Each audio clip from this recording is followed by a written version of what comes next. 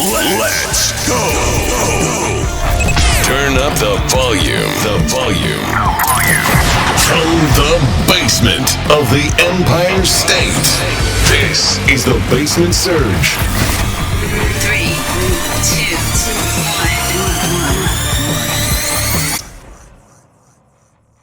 1. Ladies and gentlemen, welcome back to the Basement Surge. Thank you very much for joining me this week. I have been waiting weeks for this episode. I can't tell you how excited I am. I'm going to be fumbling through this episode because I'm just super excited about who I have on.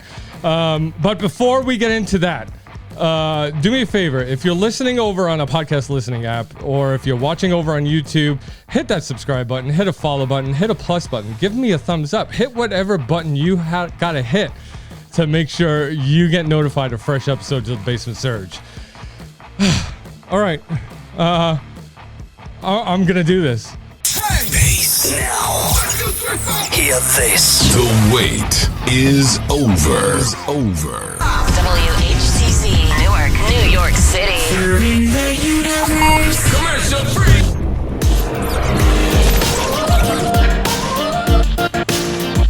Hey, this is Justin Bieber. This is Gwen Stefani. Hi, this is Madonna. What's up, you guys? It's Nicki Minaj. Is it too late now to say sorry? Baby, don't lie. I don't wanna cry no longer. From the top of the Empire State Building. From the basement of the Empire State. This is the Basement Surge. Everybody, please welcome this week's special guest. He's got 35 plus years in the radio industry. He's currently running the Cubby and Christine morning show over on 106.7 Lite FM. Ladies and gentlemen, Mr. Paul Cubby Bryant. We're on. We're live. What's up? We're live. This is great. Cubby. This is great, man. I'm honored to be here. Thank you so much for coming on the show. I'm serious. I don't know how I'm gonna get through this episode because I'm just starstruck. I'm sorry. You know what? You're very kind. You're very nice. But I hardly consider myself a celebrity or a star. And there's a million people more famous than me. But you know what? If you feel that way, I am honored. I'm flattered. I do know you're a fan. And I've been listening to the radio for years, so I totally get that. But hey, I appreciate it, and I'm just so happy to be here, man. Because I've been watching ever since you hit me up, I've been watching what you do, and I'm telling you, man, from the behind the scenes element and your overall presence and your teases, you do a good job, man. And I had to do this show. It looks like a cool show. Thank you so much. It's such a compliment to me. Thank you very much. I really appreciate it. Well, you're cool, man. And let's go wherever you want to talk. Whatever you want to talk about, I'll get into it. We'll get deep. We'll get silly. Nice. You talk to me, and I'll talk to you. I can't wait. Great. It's funny because before the show, we were talking, and you had said that you were going to interview me. So go right ahead. Yeah. Okay. So how long have you been doing this particular podcast? No, you told me 3 years, right? Right. Yeah. And you wait. I do want to ask you one thing. Is it true you had really no background in radio or video? You were working at a supermarket before you started this? Yeah. yeah, true story, man. I had no interest in audio. I wasn't an audiophile. I wasn't into radio or just I didn't know a microphone from a built-in microphone. I had to learn it. That's it. Yeah, I mean, I'm sure the pandemic probably forced a lot like everybody, to stay home and try something different. And I'm guessing that probably played a part in it. It did, the pandemic for me. I started the show before the lockdown. So when the pandemic hit and we got locked down, I was like, all right, I need to amp up Surge a little bit, so Right. we started doing live shows on social media. And so I put a camera to the podcast because originally this was just all audio. So Wow. And you really are in a basement. I really am. I could touch the ceiling right here. Yeah. I love it. I love it. But we're not here to talk about me. We're here to talk about you, man, because you have been such a pivotal person on the radio for the past 30 plus years, and especially here in New York. Like here in New York, you are one of the top radio hosts, and thank you. You got the. You got the great voice, like it's so like I hear your voice. I know. All right. That's Cubby, so it's, you have been like a celebrity here in New York, like you're big time. New York is huge for you, but I want to go back a little bit to the beginning because, you're from Virginia. You started out in Virginia and then you made your way over to Texas and then you came here to New York. But when you started in Virginia, by the way, my daughter just moved out of the house. All right, 18 years old. She just moved out, and she moved to Virginia with her boyfriend. What part? She moved to Roanoke, around that area. Okay, yeah, I grew up in Virginia Beach, which is right on the ocean, and then Roanoke is, of course, way to the west in the mountains by Virginia Tech and Blacksburg, but beautiful part of the state. Yeah. And we actually had to drive her halfway because her boyfriend's parents met us up because we weren't driving. It's like a 7-8 hour drive or something like that. Yeah, it's a bit of a hike. Yeah. So, it was nice. We met up in Maryland and, we got to see a little bit of Maryland. But Virginia, the pictures she's showing me, like, it's beautiful out there. Yeah, I grew up there. I never thought I'd ever leave home, but radio takes you in different places, and I was fortunate enough, not to live out of a suitcase. Back in the day, there were DJs that went from town to town, and they were in a different city every couple of years. But I started in my hometown. The first station I worked at was like the Z100 of Virginia Beach. Really, it was the top 40 station. I was on the air doing full-time radio in high school. So I was a senior in high school doing a nighttime radio show. And, I got my feet in the water pretty early in the game. And looking back at that moment, I'll just never forget it because a lot of other friends didn't have a job like I did. But, I also didn't go around tooting my own horn. I felt very humbled by it and blessed to be on the radio in my hometown.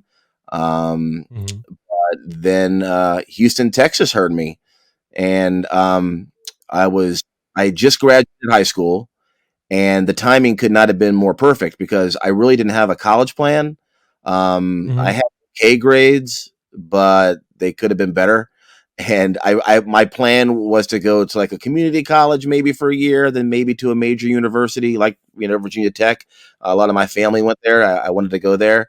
But the timing worked out in a way where a radio station in Houston heard me, and the station I was currently on in Virginia Beach, which was at the time called 97 Star, was switching to country. I was a top 40 guy. I like all music now, but back then I was strictly all about pop. And the radio station in Houston said, "Hey, we're going to move you down." Because the same company that owned the station in Virginia Beach blew it up and made it country. I thought I was going to be let go. And then they said, "We have a property for you in Houston and it's top 40. And all my friends were going to college, and literally September of 1990, which would have been my first month in college, was my first month in the real world. It's when I left mom and dad and my sister and I took a full-time job. Little nervous about it because I'd never been away from home before except for summer camp, and I was a mama's boy. But I thought to myself, all my friends are going into the real world. I'm just skipping the college part, and I'm going right to what I want to do. I already know what I want to do for a living. I want to do radio. So this couldn't be a better time than this, and it all worked out. So. Wow. Yeah. So amazing. September of 1990, I was in Houston all the way until April of 1996. And I was very happy there. I planned on staying there. The station was doing great. But then when Z100 New York, gives you a call, you can't say no. I was never one of those people that I had to be in New York or I had to be in LA or I had to be in Chicago. I mean, I was very happy in Houston. But the current program director of our radio station in Houston got the program director job at Z100, brought me with him with a couple of other people. And it was a chance to turn around Z100 because at the time the ratings weren't doing great. And it was the legendary Z100. So came here in April of 96. I've been in New York ever since. We can go through the other stations later if you want to ask, but yeah, it started here in 96. Wow. Like, okay, so let's stick with Z100 for a little while because, I know for me, like Z100 was huge back in the 90s. Okay. Like, and starting around like 96, not for me, like 97, 98, and, like Z100 always played like today's top hits, and I always remember the DJs, you and a bunch of other guys, like being kind of crazy, like, it was a little unhinged, in the studio. And, I think that's what drew me to the station, because you guys played all the air horns and the bells and everything when you guys talked, and so it seemed like loads of fun. And well, it was like back in the 90s, the late 90s, me and a bunch of other guys, we hung out every day down here in the basement, like during the summer, right? So I remember we would sit at the table over here and record ourselves like we were a radio station, right? That's awesome. And then on a little tape recorder in the middle of the table that recorded the room, no microphones, no nothing. And then we'd like introduce a song, and then we'd have to take the tape out of the cassette player, bring it over to the radio, and then record a song off the radio. And then come back and be like, oh, we're back, and like just, so we played pretend on radio back in the 90s. And but it was such a pivotal time, I think, for radio, because like you had said, you were brought in to really revamp Z100, what are some of the things that you had tried to do to bring that about? Well, I mean, music, is of course the biggest part of a radio station, and the music cycle goes up and down every few years, and you're going to have real pop friendly music coming out. You're going to have real rock friendly music. It all, sometimes it can be too much of one thing. And what we were dealing with when we came to Z100 was an identity crisis. Z had been, a thriving top 40 station when it signed on the air in the early 80s. And it was doing great up until around 92, 93, when a lot of great alternative music came out. But the problem was a lot of stations were, and myself included, we kind of did this in Houston for a bit. You get so much stuff, you OD on it, and you get off brand. So even though there's a lot of great rock music out there, you can't become a rock station. And this was happening to a lot of radio stations back then, because top 40 at the same time wasn't that great. And a lot of Z100 back in 94, 95, right before we got there, I mean, besides maybe an occasional Boys to Men record and Real McCoy, Another Night, other than that, it was all Stone Temple Pilots and Nirvana and Bush, and it was just very, very rock heavy and very alternative. Right. And that's a good move to do when you're kind of out of good pop music, but it can also just damage your radio station. So we needed to fix a few things when we got to Z100, but we also needed the music cycle to become more in our favor.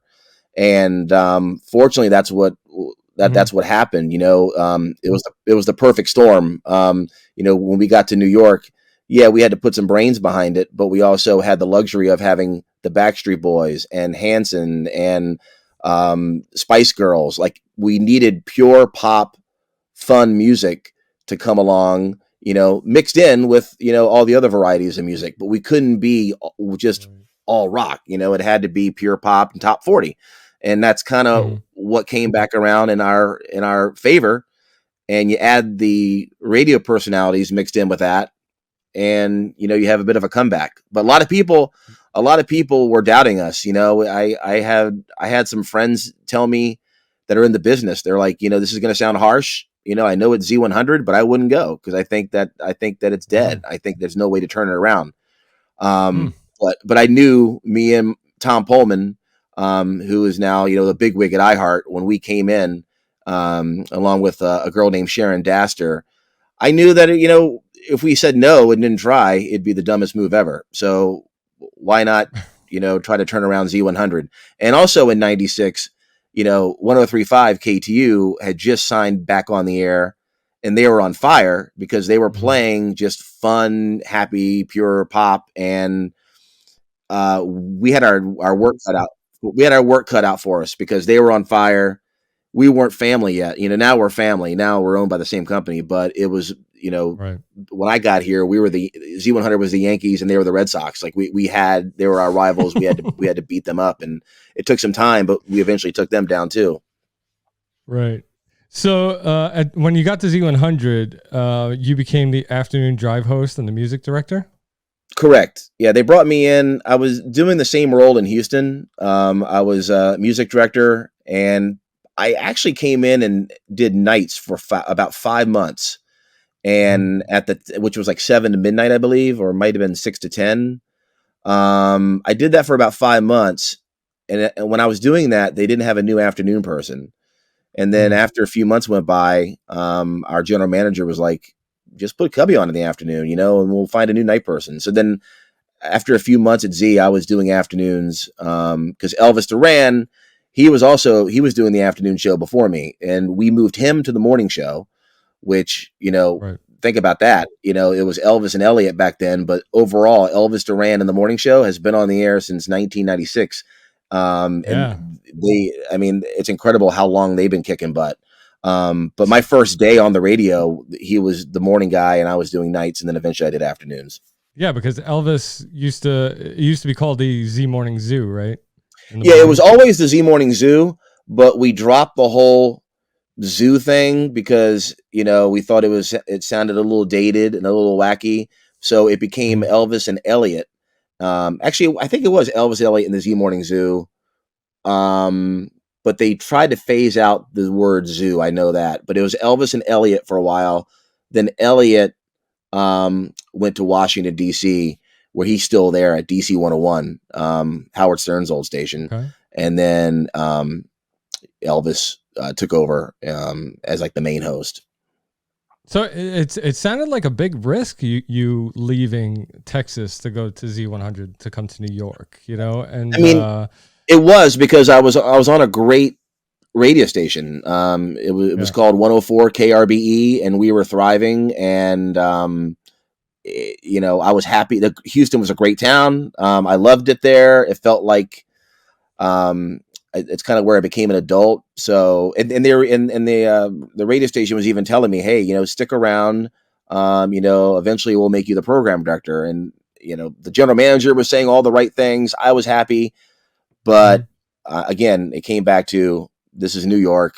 This is the biggest station in the world, Z100. You have to give it a shot. And if you don't, then maybe you can go back. But yeah, I can't say no. Right. Yeah. It's Power 104 KRBE, right? That's what it was. Yep. When I first got there, you've done your research, my man. It was it was Power 104 when I got there. And then we, I don't want to bore you with this story, but we changed our slogan to 104 KRBE hits without the hype, because there was another top 40 station in town that was screaming and yelling top 40. You couldn't tell us apart. We were like the same station. Right. So to differentiate us from them, we did a whole gimmick where we're going to play the hits, but we're not going to give you a bunch of hype in between the music. And so I was, talking very chill and like, that's Boys to Men on 104 KRBE. And here's a brand new song from Vertical Horizon. Like we were trying to we're still playing top 40 music, but not yelling in your face. But it worked because the other station changed format after that. And you know, it's funny you bring that up because doing my research into you, I came across a video on YouTube from KRBE when you were announcing Lollapalooza. I think it was like for the first time. And, you know, and I noticed a huge difference in your voice, like compared to what your voice is now. So do you think I've grown up, you know, man? It's been 25 years. You know, well, yeah, I mean, but like, because I know, like, when I do this show, when I do this show, you know, it's more of like I try to pronunciate my words better. Like I put the voice on. You know what I mean? Like, do you have a voice that you just put on, or is that your normal voice?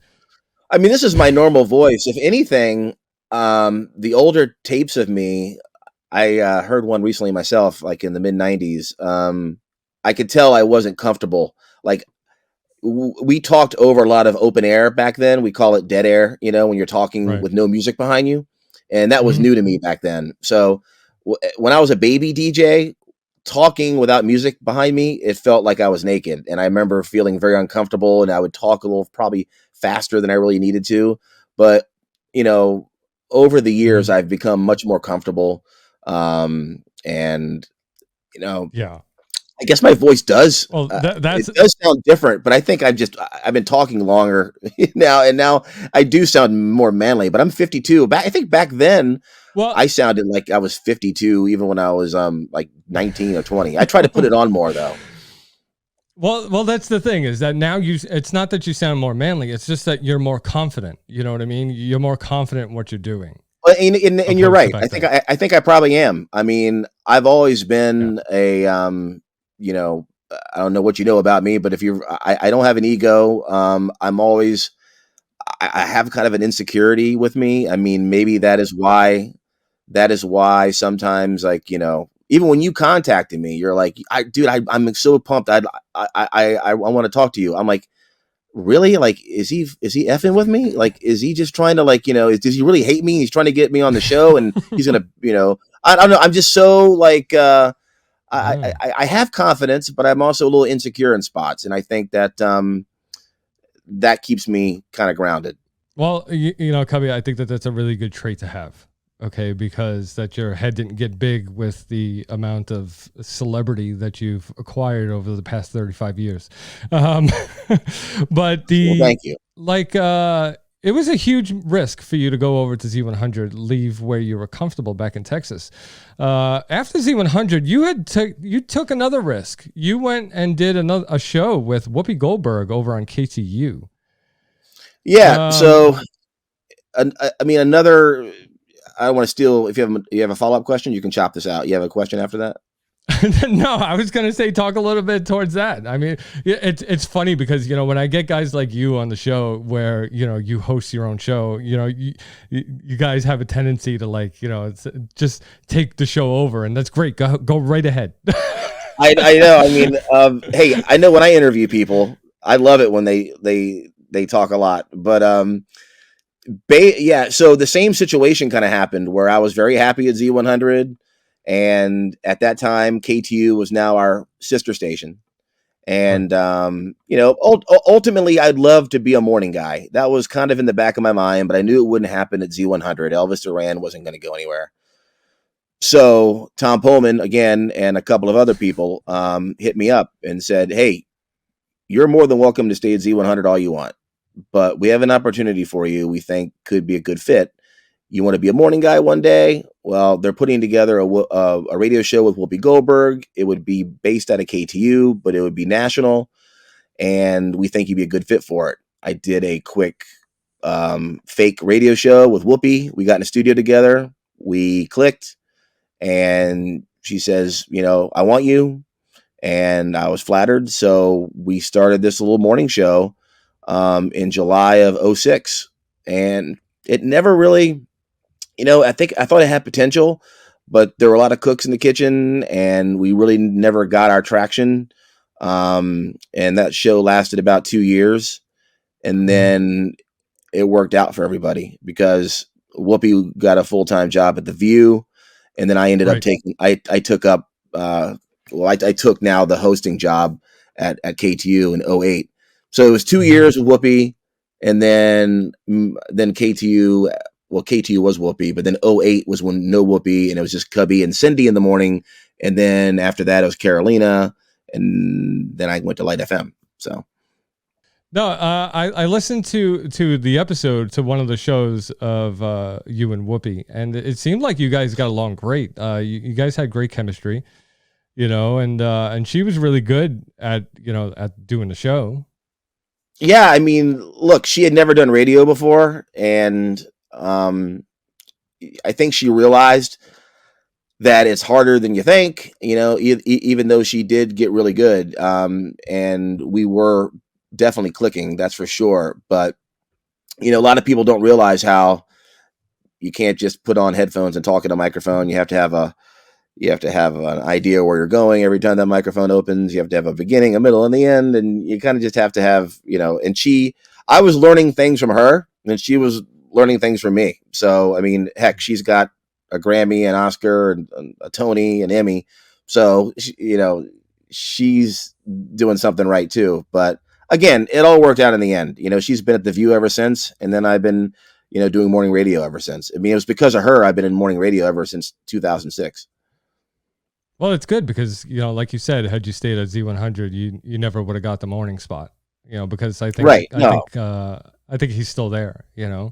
Elvis is still, he's not going anywhere for a while. And although I'd be still doing afternoons, I hope.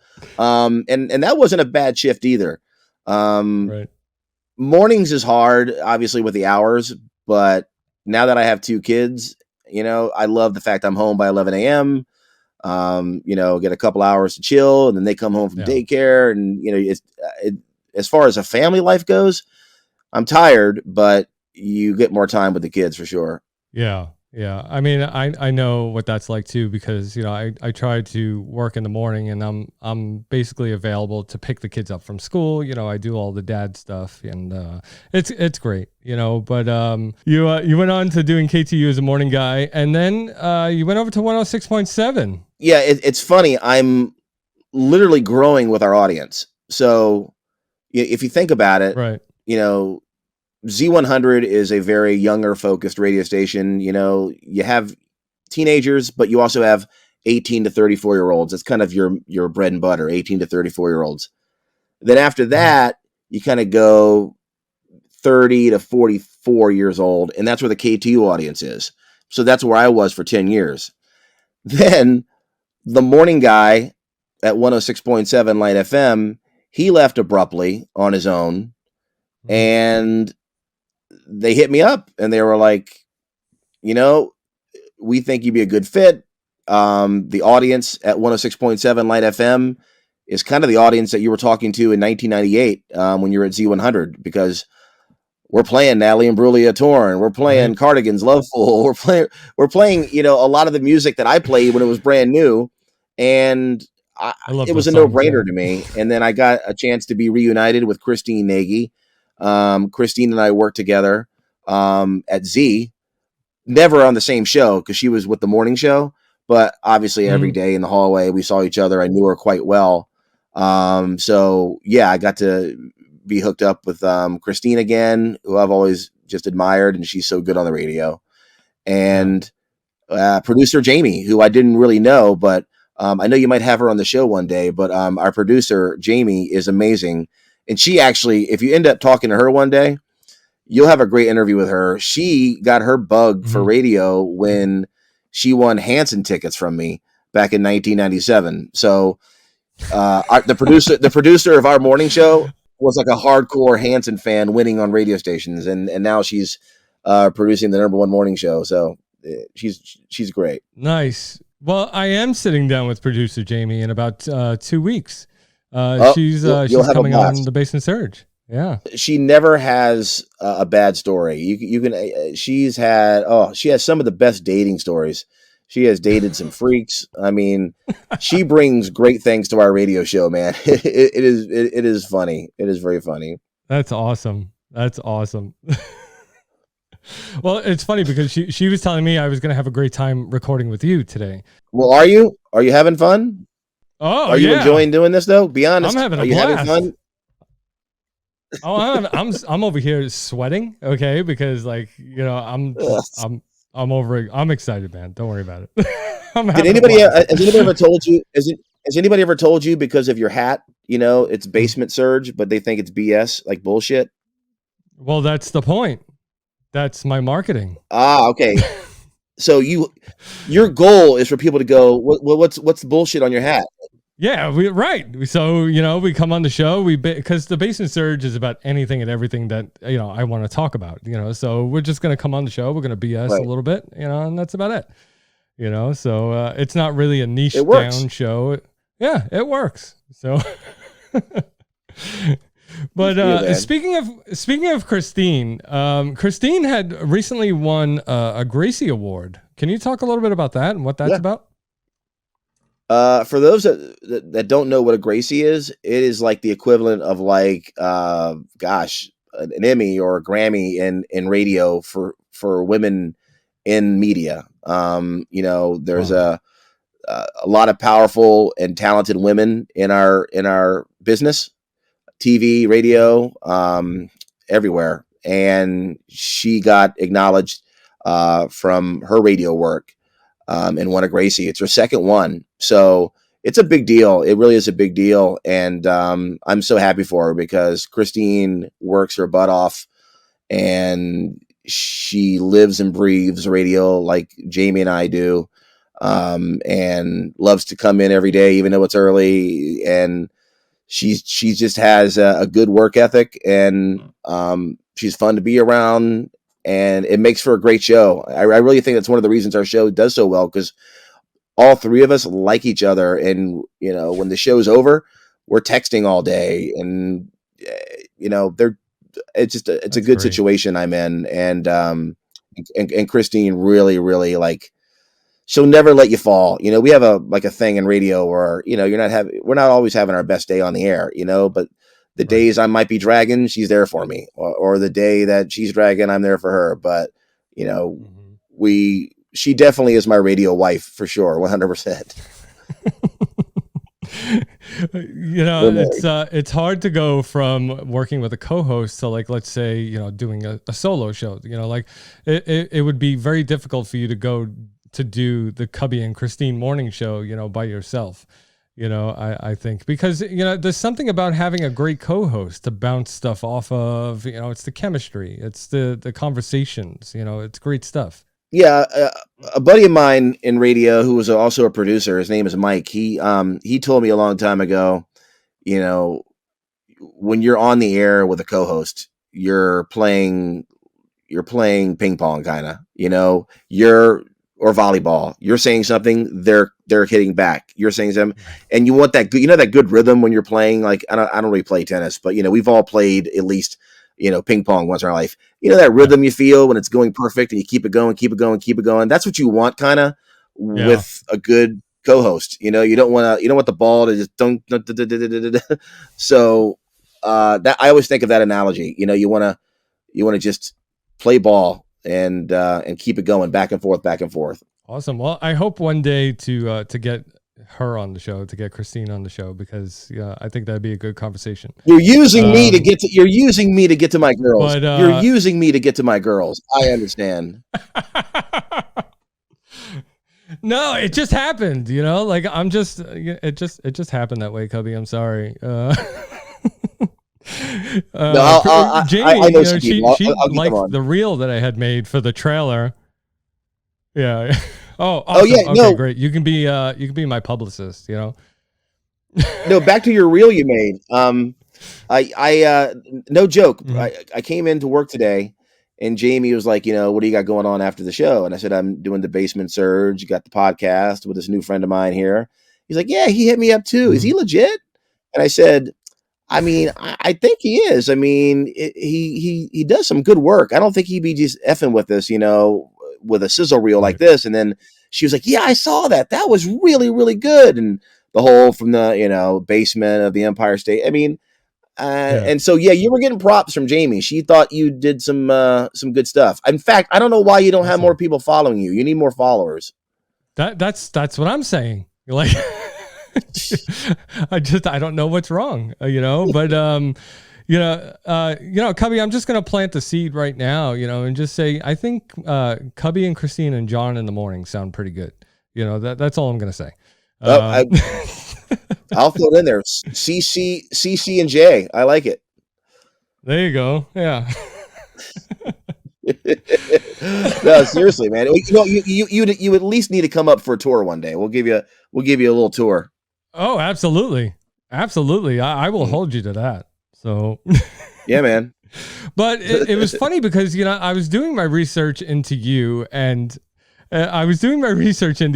trying to find things on the internet about you. And you are like one of those people that are closed off to the world, right? Like there's not much personally about you on the internet. Right. So I was trying to I was trying to find out what you like, what you don't like. And nobody cares, John. Nobody cares about me. And that is why there's no information on the internet about me. That's why in the very beginning of the interview, when you said you were like flustered by this big celebrity here, you're the only one that thinks that because there ain't shit about me on the internet.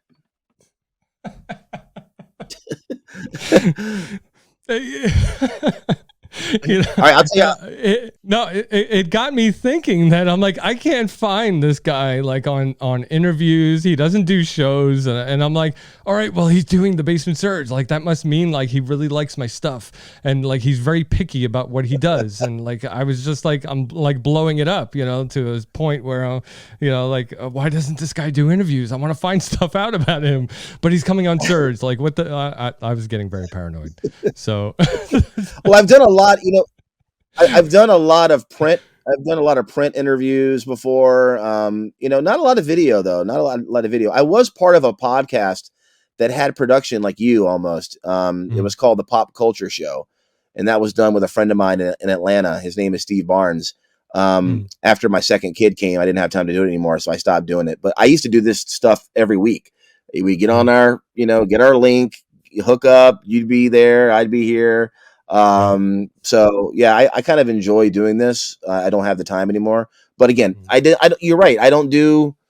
I'm flattered when people ask, but if any interviews you're going to find of me, you probably have to like Google a radio publication like Billboard or whatever, or some, I've done a lot of those, but no, not many videos really of me out there. I had seen one interview you did on another show on YouTube, and the production quality wasn't there, but it was a good interview. And so I watched that whole thing and I was like, all right, good.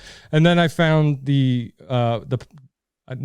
puff piece that you did for iHeartRadio, where you spoke about, like how you raise chickens and adopt cats and, you're a fan of whiskey and, so, I was like, all right, this is how I'm going to get him. Okay. This is how I'm going to get him. I'm going to tell him, I'm going to talk to him about things nobody ever asks him. I'm like, we're going to talk about chickens. All right. Well, I made that video. That video on YouTube I made when I just came to Lite FM, and they were like, hey, we need to do a quick get to know you for our new audience or for the people that may not know you. And they wanted to know about my life. And I live in East Brunswick, New Jersey. My wife wanted to get chickens and we bought our home, and we have 5 chickens. No, we had 7. We're down to 5. We lost 2 in the last couple of years, but we get free eggs. The reason we did it, we have free eggs. And the name of the chicken coop is Big Pecker Tavern. Wow. And it's and we have it painted on. It says Big Pecker Tavern on. I'll send you a picture of the actual chicken coop. And the neighbors love it. And then after I get my eggs, I have some whiskey. I'm not deep in all kinds of whiskey. Just give me Macallan 12 or 15 or whatever, even 18, and I'll drink it. That's all. I'm not a whiskey connoisseur. I'm not going to say, well, I like this brand and this brand. Just give me one. You just named the one scotch that I love. Okay. Like I have that. Yeah. That's all I buy. I buy Macallan 12, and like, I love it. I love it. Yeah. But, I'm with you. I mean, scotch and whiskey are the same thing kind of, right? Yeah. It's the same thing. Yeah. Yeah. Yeah. Okay. Because I was going to say I like Doers on the Rocks. I don't know why. I know that sounds like I'm a freshman in college and I'm at the bar for the first time, but I sometimes will get a Doers on the Rocks. I don't know why. That's all right. Doers is good. Dewar's is good.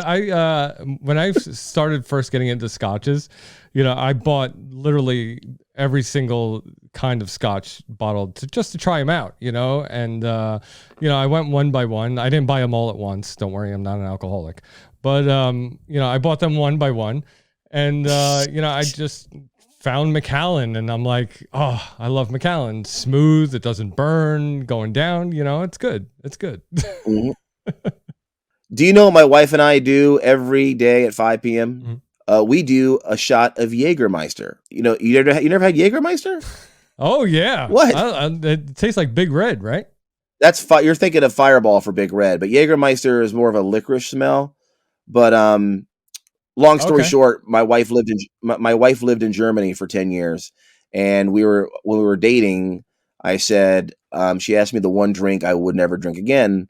And I said, Jagermeister, because you ever gotten really sick off that one drink, and after you smell it after that, you don't want to do it ever again? Jaeger was that drink. Anyway, it'd been a 15-year reprieve. I had not had Jagermeister, and I did it, and I was like, this isn't bad.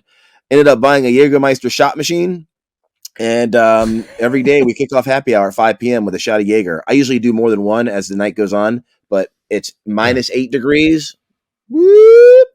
Boom! Awesome. Love it. Wow, that's great. Man, I gotta come to your happy house. Hour, man. Happy hour. Happy hour. So, all right. So, talk a little bit about the chickens, because my wife, she's from the country. My wife is from Pennsylvania. She grew up basically out like in the boondocks, and she at one point in her life had like a bunch of chickens, and every morning she'd get up and she'd open her door to the house, and the chickens would come inside and just hang out in the house. Do you do that? Wow, wow. That's too close to home for me. I know we don't do that, but we just enjoy the ease of the maintenance. You really don't have to do much. Feed them and give them water every day, and then get a handful of eggs for free every single day. And then we don't eat them every day, but we just put them in the egg cartons and add them up, and over a course of a week or two, you got a dozen eggs. Again, we have 5 chickens, so we're not getting a plethora of eggs, but it's kind of fun. Right. And like I said, easy maintenance. Yeah. I don't know. Like my wife's trying to convince me to get chickens here at the house, but like we live in the middle of Bensonhurst. Like that's not gonna fly with my neighbor across the alley. So. Right. And you know what?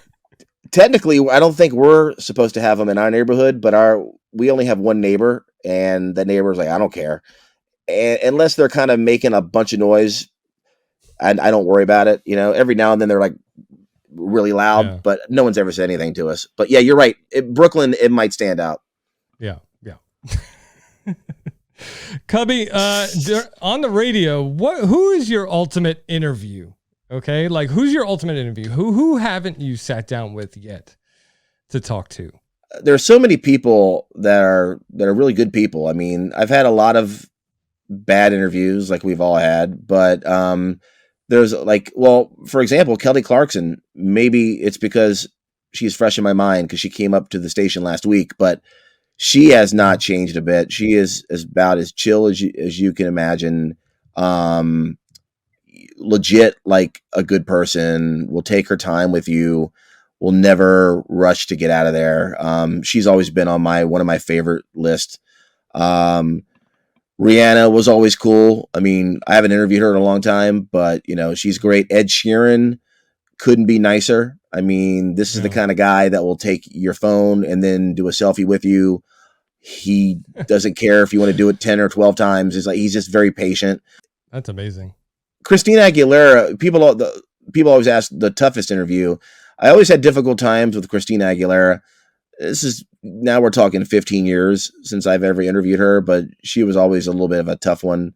But for the most part, you don't get really many bad radio interviews because they know they're there to promote something and they need you need them. So it usually works out, but Yeah, I've had a few interviews where you can tell they don't want to be there, and you're like, Jesus, but it doesn't happen much. Well, luckily the radio interviews are normally quick, like you're not there trying to, pull teeth on them for like an hour or two or anything like that, so. Yeah, like you're doing me. No. Yeah. This is not pulling teeth. Trust me. This is not. No, I'm enjoying this. This is fun. Oh, good. I'm digging it. I'm running out of questions. I'm trying to think what normally people ask me I was waiting for the who was your favorite interview question. I don't want to ask you the normal questions, Cubby. I don't want to ask you the normal questions. No, you've asked them. I will say you definitely you've done your prep and you've asked some great questions, and I definitely want to come back if you have me back. Oh, absolutely. See, like I got 2 pages like on you. This is. Oh man, that's kind of stalkerish. I had mentioned that to my wife. I was like, "Oh no, I feel like I'm stalking this guy." Like, but I like to do my due diligence. I like to figure out, your history and then ask you all the good questions in between the points, and so. No, you're good, man. You're good. All right, so the Z100 Party Patrol car, okay? Because like I gotta ask you about this. This is this has always been a question in my mind. Okay, was this thing actually driving around the city? Okay, because 100%. I've never seen it. Now, I don't know if they still do it or not, but when I was at Z100, we had like 4 or 5 interns, and it was their job to get out on the road and be either in the Z100 Hummer. I forgot we had a few vehicles back then, but yeah, we had to go out and follow through and look for the free money sticker and give out money. Our guys didn't walk away. They didn't walk away. They didn't go with cash in their hand. We would pull somebody over, and then they would get like this little like voucher, and they had to call a number to call the radio station, redeem their money. But yeah, it was all real. Okay. We had a certain quota that our promotion director said, all right, today we have to give away, 10. And Scotty, you do the LIE, and Biggie, we had an intern named Biggie. I'll never forget. You're doing the turnpike in the afternoon. Yeah, it was a big deal. And people got so excited to get pulled over by us. It's pretty funny. I always thought it was fake because I never seen you guys out in the street. Well, you know what? The Powerball is fake because I never won either. So I don't believe the Powerball is bullshit. Yeah. So is it true that you actually went on tour with the Backstreet Boys to promote Black and Blue? Yeah, in late 2000, Black and Blue was coming out, the new Backstreet Boys CD. I had a relationship with them, and they go, hey, Cubby, we want to do a thing where we go around the world in 100 hours. We want to bring you and JoJo, another guy in radio. He's in LA. We want you guys to document it. And so it was me, the Backstreet Boys, another radio guy, MTV, and we went around the world and we landed in each town and they would sing a cappella somewhere, and then we get back on the plane. We went from New York to Stockholm.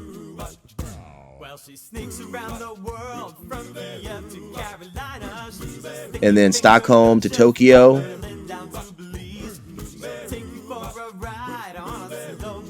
And then Tokyo to Sydney. Carmen, San Diego. Sydney, Australia to Perth.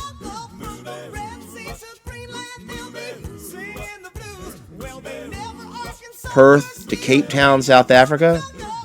And then back up to New York. And we did it in we hit every continent except Antarctica. We did every continent. Wow. Excuse me. And we did that in less than 100 hours. Wow. That's crazy. Yeah, it was a pimped out 767 jet that was we borrowed it. Well, the record company, I'm sure, paid for it. They got it from a sheik in Saudi Arabia. And this thing had everything. I mean, it had gold-plated toilet bowl seats. It had a conference room. It had video games. It had a bed. It was top notch food quality, and yeah, I just got every time we landed in one of these cities, I would just get in the bus with the guys, document it, call into the radio station, say, hey, right now we're in Tokyo, we're the Backstreet Boys, da, da, da, da. And then we were, I think the longest we were, I think Sydney, Australia, we were there for like 9 hours, which was the longest. Everything else was like 2 or 3. That was our chance to we took our first shower. There was a shower on the plane, but they didn't have enough pressure for everybody. So I didn't shower until I got to Australia. That was 2 days in, but, yeah, dude, it was, something that I will never, ever forget. And it still comes up every time I bring up, every time I interview the Backstreet Boys, that trip will come up at least once in conversation. What's your favorite song? I quit playing games. Probably, I'll go with one of their earliest ones. I like Everybody too. From Black and Blue, Shape of My Heart still sounds good. Yeah, they got some hits. Yeah. But all right, Cubby. I think that pretty much sums up our little conversation here, and I'd like to thank you very, very, very much for coming on the show. I'm more than happy to do a part 2 with you one day, man. Oh, awesome. That would be amazing. I'm in. You let me know. Sweet. All right. Well, maybe after I get done, talking with Jamie and Christine, maybe I'll have you back on. We'll see. We'll see how it goes. I love it. We'll see Thank what you the for having me. reception's like. Thank you for having me. I really appreciate it. No. All right, everybody. Thank you very much for joining us this week. You can listen to Cubby every day, Monday through Friday, from 5:30 to 9:30 a.m. over on 106.7 Lite FM. He does the morning show, the Cubby and Christine Morning Show with producer Jamie. Go check it out. Listen if you're in the New York, Northeast area. Guys, I think I'm done podcasting. I'm done. I've reached the pinnacle of the Basement Surge, and that's about it for me. So if you like today's episode, do me a favor, hit that follow button, hit that subscribe button, hit whatever button you got to hit to make sure you get notified of fresh episodes of the Basement Surge. Cubby, hang out in the green room after the show. Everybody, we'll see you next week. Let's go. Turn up the volume. From the basement of the Empire State. This is the Basement Surge. 3, 2,